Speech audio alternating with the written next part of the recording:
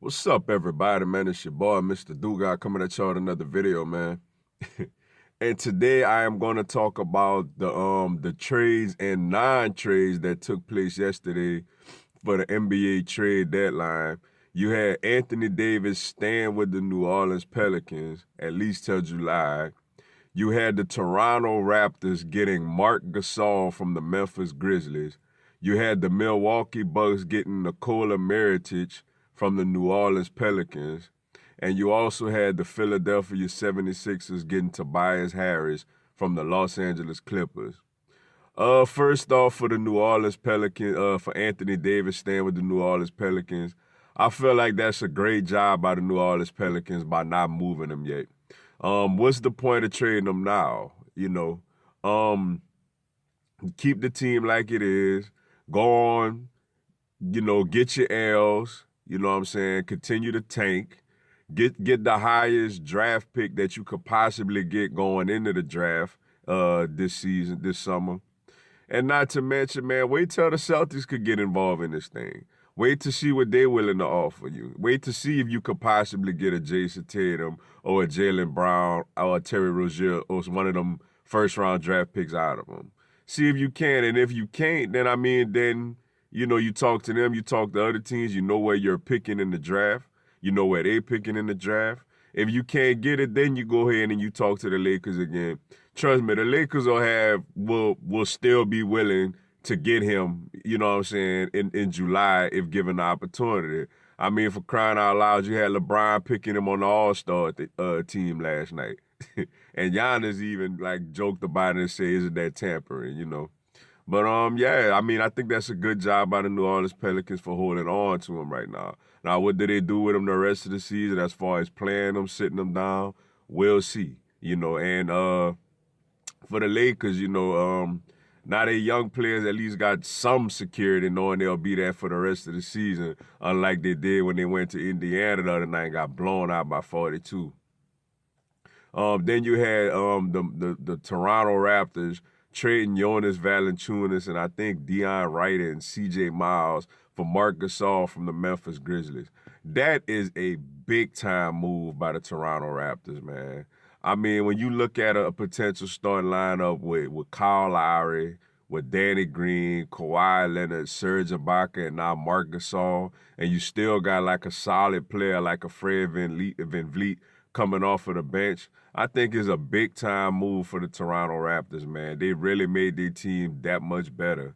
Marc Gasol is a big man. I think this year he's averaging a career high in assists, I want to say also. He's a big man that could score down low. He could shoot it from long range. He could rebound. And, for the most part this year, he's been, I know he's a little older, but he brings like real playoff experience to this Toronto Raptors team. And he brings another sincere scoring threat. I mean, Valanciunas is not a bad player, but most of his points come like off of, post moves and getting offensive rebounds and putbacks. Whereas Marc Gasol could give you a little bit of everything on the offensive end. Like I say, he could pick and pop. He could roll to the hole. He could post up. He could shoot the three. This is a very big pickup for the Toronto Raptors, man. That makes them extremely dangerous in the Eastern Conference. Then you look at the Milwaukee Bucks getting Nikol Mirotic from the New Orleans Pelicans. That's another good move. It's not as big of a move as Toronto, but it's another really solid move for a team that's already got the best record in the NBA. Because I look at players like Jonas, who obviously is a spectacular player. If I had a vote today, he would be my MVP. You look at a player like Eric Bledsoe, who's pretty good, you know, but they're both not great shooters. Now, Chris Middleton, who made the All-Star team this year, is a great shooter. But, Brook Lopez could shoot the three pretty well. But now, Brogdon is okay. But now you add another stretch four who could really shoot this ball. That is, like, I seen what Mirotic was able to do for the New Orleans Pelicans last year. I think he could have that type of similar impact on the Milwaukee Bucks this season. That's a big-time pickup for the Milwaukee Bucks, man, to add shooting to their already very athletic basketball team. And then you had the Philadelphia 76ers getting Tobias Harris from the Los Angeles Clippers.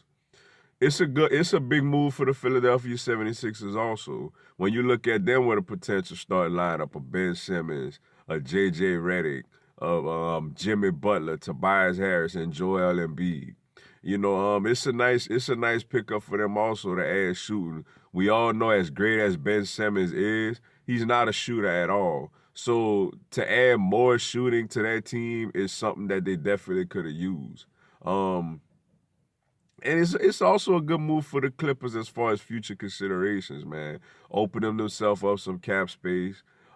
Getting a guy like, getting a young piece to work with in Landry Shamet. They kind of basically took their name out of the the Western Conference playoffs this year, but they opened them up some cap space to be able to sign one of these big time players, going into next season. You know, so good move by the 76ers, good move by the Clippers also. But the Eastern Conference done got very, very, very interesting. And there's also one more trade that I didn't get a chance to talk about. But you also had the New York Knicks trading Kristaps Porzingis to the Dallas Mavericks for was it Dennis Smith Jr., DeAndre Jordan, who else was I forgot who else was involved in the trade, but it's a solid move for both. It's a good move for the Knicks if they end up landing like a Kevin Durant, a Kyrie Irving, or somebody like that in the offseason. And for the Dallas Mavericks, it's a good move because they got this young guy, Donich, to go along with Porzingis for the future. You have a nice little 1-2 punch going forward. And Porzingis has made it clear that he will sign long-term with the Dallas Mavericks. The New York Knicks get to get the problem off their hands as he just did not want to be there. And now Dallas has two young stars that they could build around going forward. As Dirk Nowitzki basically is entering his swan song, is about to retire pretty soon. All these teams got better, man. The Eastern Conference is going to be very, very interesting this year, as I know all these teams could take a deep breath because LeBron is no longer in the East, so one of them finally going to get a chance to go to the NBA Finals, man. Looking forward to the Eastern Conference playoffs this year. But with that being said, man, that's all I got for y'all today. Appreciate y'all checking out the video. Go and give me a subscribe, man. I'm going to have NBA content throughout the season. Y'all have a blessed one. Let's go Heat.